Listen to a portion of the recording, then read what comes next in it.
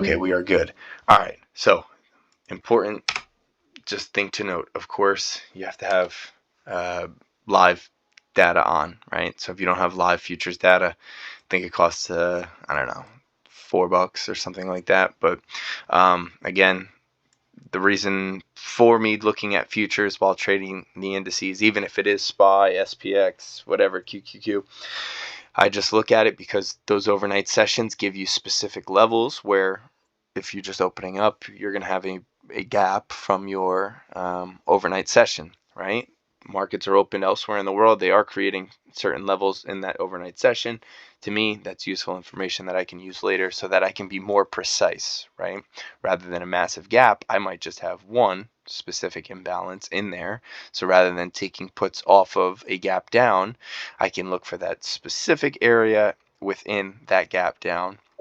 That way I'm not expanding my risk or allowing for the potential of chop to occur and basically just ruin my contract, right?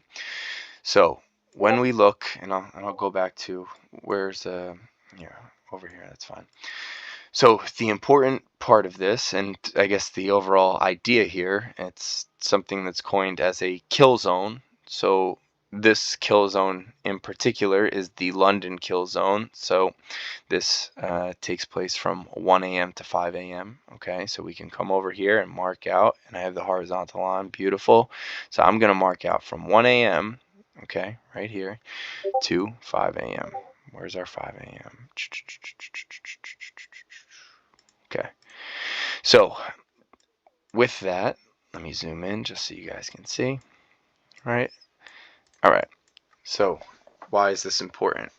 We are looking at this area to set some sort of range for us in that specific 4-hour time window from 1 to 5. Okay, now from that I want to look and see what is my high from this time period, which is here. Okay, just to confirm. Good. Okay, that would be our London kill zone high. Here's our London kill zone low. Okay, so you'll notice we set not a huge range, but set us some sort of range. Okay, now the idea here is that prior to New York Open, we are going to get a move in one direction of our kill zone. So for example, we open or start with a down move. Okay, so by us taking out the low of that London kill zone, the expectation is that price is going to come back up to the high of that kill zone at some point throughout the day. Okay, so how is that tradable, right? And you don't obviously want to catch a knife, right? So how can we make this as you know again, precise as possible so that we're not just trying to long candles like these? Okay, so following a sweep of whichever direction first, okay, we're going to wait for one imbalance to form following this kill zone in the inverse direction. And here it's even better. So this is the unicorn, it's called, where you get a breaker, low, high, lower low, break of that high right here, and ultimately there it is. So your breaker would be right here. Okay, this is irrelevant to the kill zone idea, just showing you how you can kind of trade off of this. Okay, so there it is, your breakthrough. I don't think we even came back for that till today. Yeah, so in all reality, the breaker's there, but irrelevant to us at the time.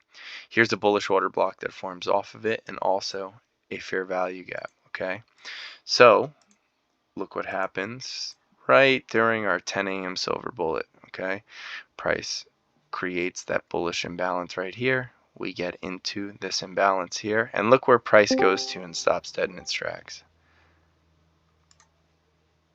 London kill zone high, right?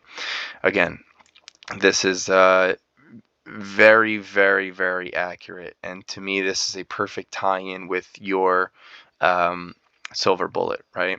Because during that silver bullet hour, there's some days where you might not have a clear-cut draw on liquidity, right? You might enter the day and say to yourself, like, I'm not really sure, I'm kind of neutral. I could see us going higher, but I could also see it going lower. I don't really have a good feel for the market right now. So that when you do see one of these imbalances form, you might say to yourself, oh, this is the one, this is the silver bullet, and then it might fail on you, and you might say to yourself, why is that?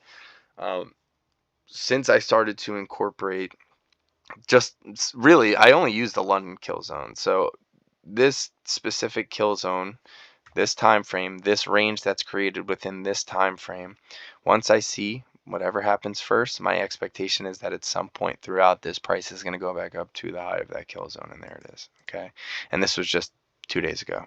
Okay, so this is one example of it. Right, now let's go over to today. Ready?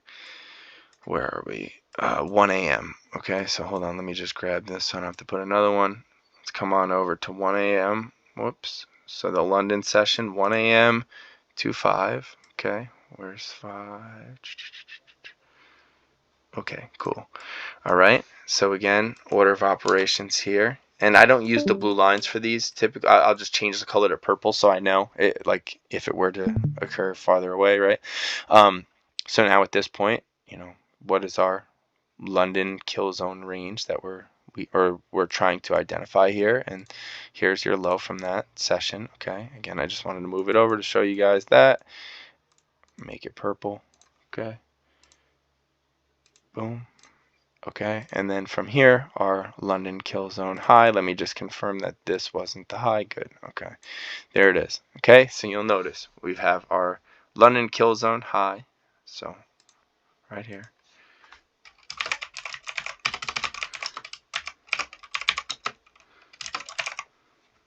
Ready? Okay. Here's your high. So inverse to what we saw on Monday, price ran above our kill zone high, created our first imbalance right here, pre-market prior to New York Open. Look what happens.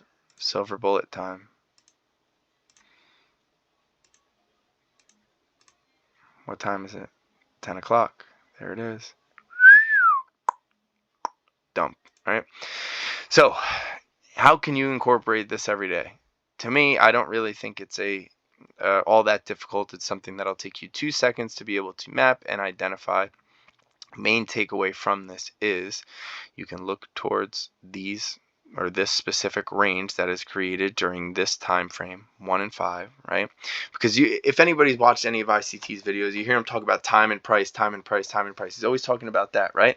And to me, the way that I view it, I'm not saying that he's wrong. I know there's a huge component to time being a factor in how price is delivered.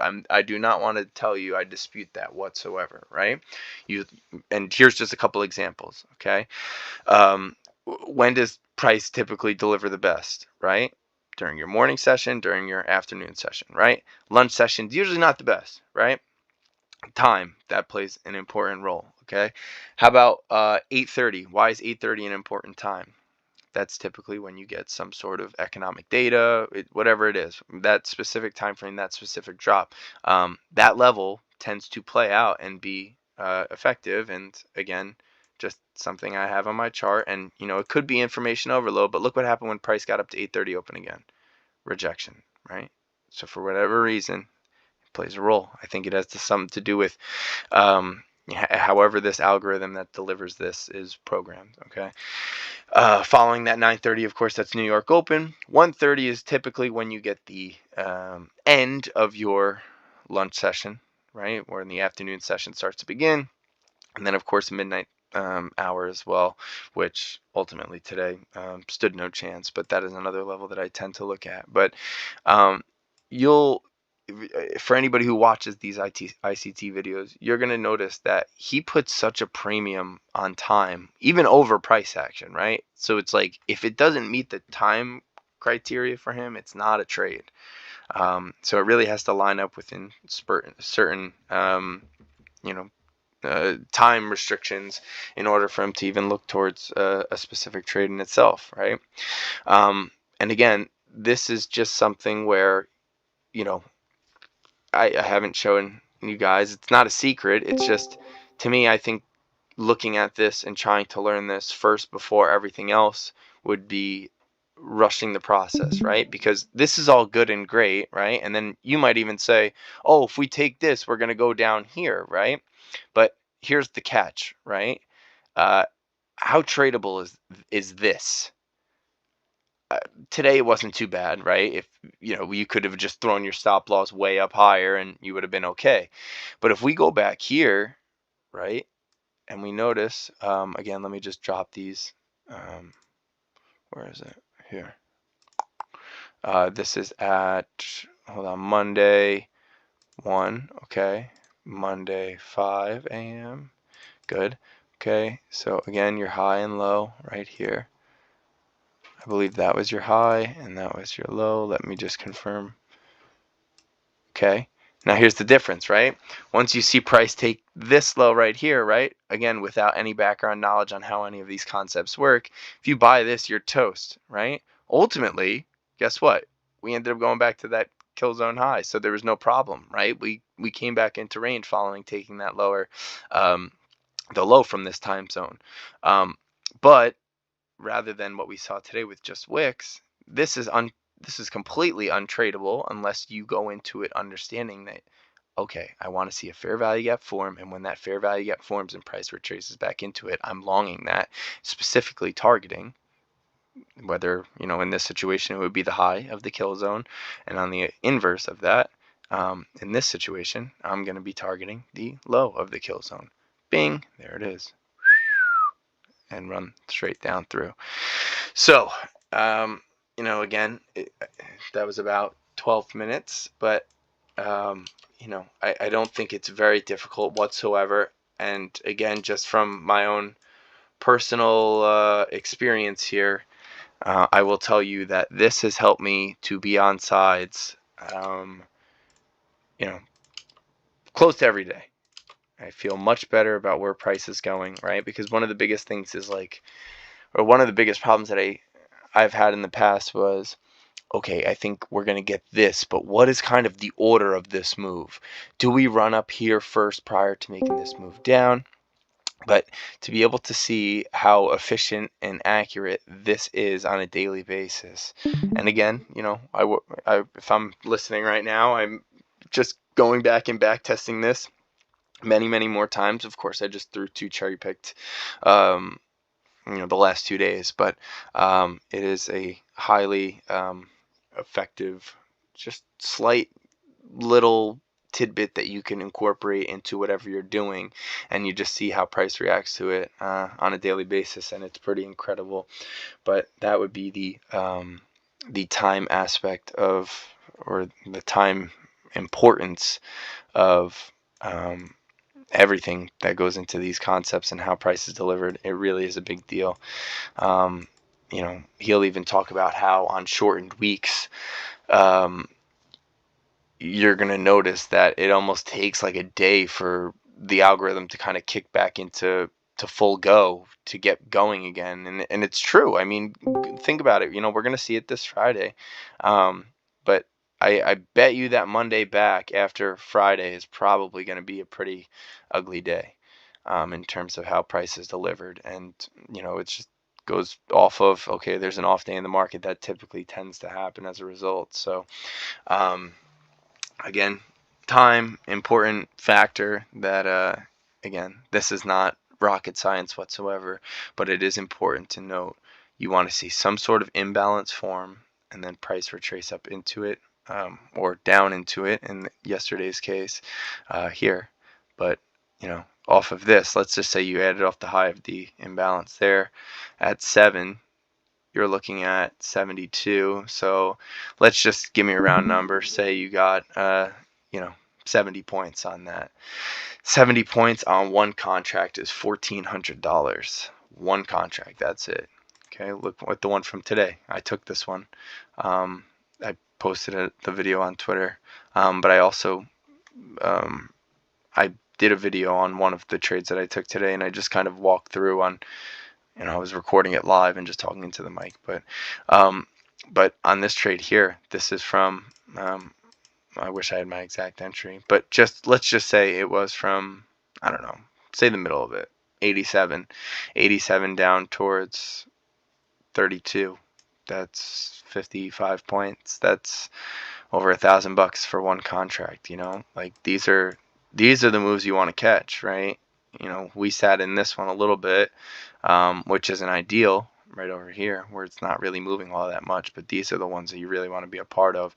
And again, this just lines up perfectly with what we're looking at from that London Killzone. So does anybody have any questions about that? Because to me this is a total game changer, but you still have to be patient. You have to wait for some sort of imbalance to form. Again, that could be in the form of a fair value gap, that could be a breaker, that could be an order block, that can be whatever you want it to be, but also kind of overlapping into a higher time frame as well. So all right, so I'm going to shut the recording here, and then I'll get to some more of these questions. But okay, so here's just a couple examples of how you can use this model. We'll just go through the week, and again, first and foremost, always important to identify the kill zone itself. So you want to come back to 1 o'clock in the morning. I don't really do this anymore, but for you guys who are learning, you could just drop those horizontal lines, and again, you're gonna notice that once one side is breached, you can wait for a imbalance, specifically a fair value gap, to create in the opposing direction for us to look for the opposite side of the kill zone. Okay, so for example, we took out the low first, so price drops below. You're going to notice no fair value gap, no fair value gap. Now you're going to get multiple in this situation, right? And there's a situation where right here you actually get a untouched or a breakaway fair value gap, which that's okay, even if you didn't jump it, right? And you wanted to wait for quote unquote confirmation. What is your confirmation in this specific instance? And it would just be a retracement into one of these fair value gaps. So there it is. This also lines up with our silver bullet, so a setup that occurs between 10 and 11 a.m. There it is. So let's say you entered off the high at 471, and your target in this situation would be the kill zone high. Here's the example from Tuesday. So let's just identify, and let me just confirm here and make sure.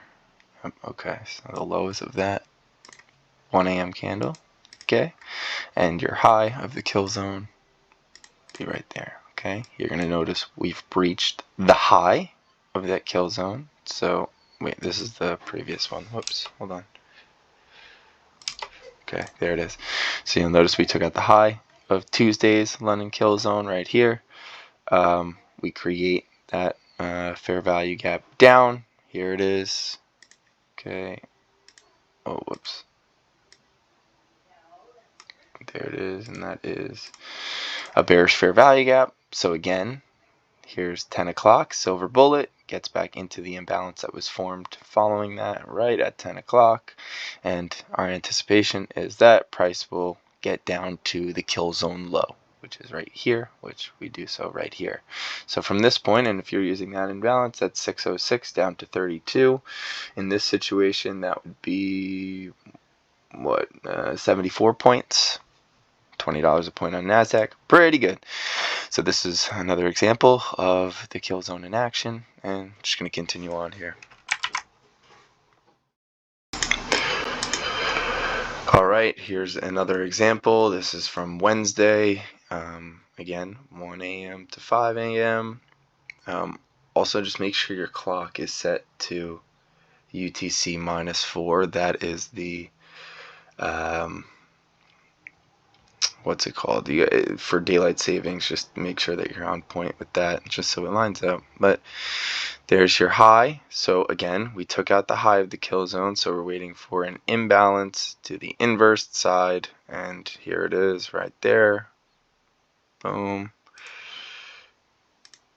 And what would our target be? The low of that same kill zone, which would be in this situation 70. So if you remember, Wednesday was pretty bad, but you're still able to net. Let's just see. Let's say we entered off the high of the fair value gap at 7 down to 70. It's still 37 points, $20 a point, not bad. So that would be the example from this past Wednesday.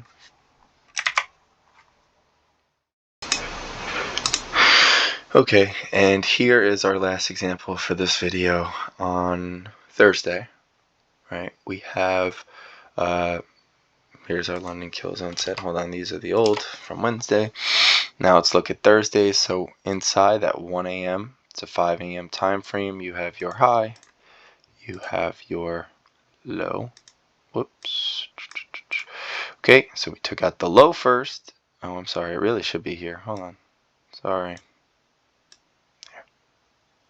Okay, took out the low. Now we'll wait for a fair value gap to form in the opposing direction. This one took a little bit longer to set up for you, but I don't think anybody's really waking up at 7 a.m. to trade anyways. And, you know, ultimately you had multiple here, and you had that dramatic open following the GDP data.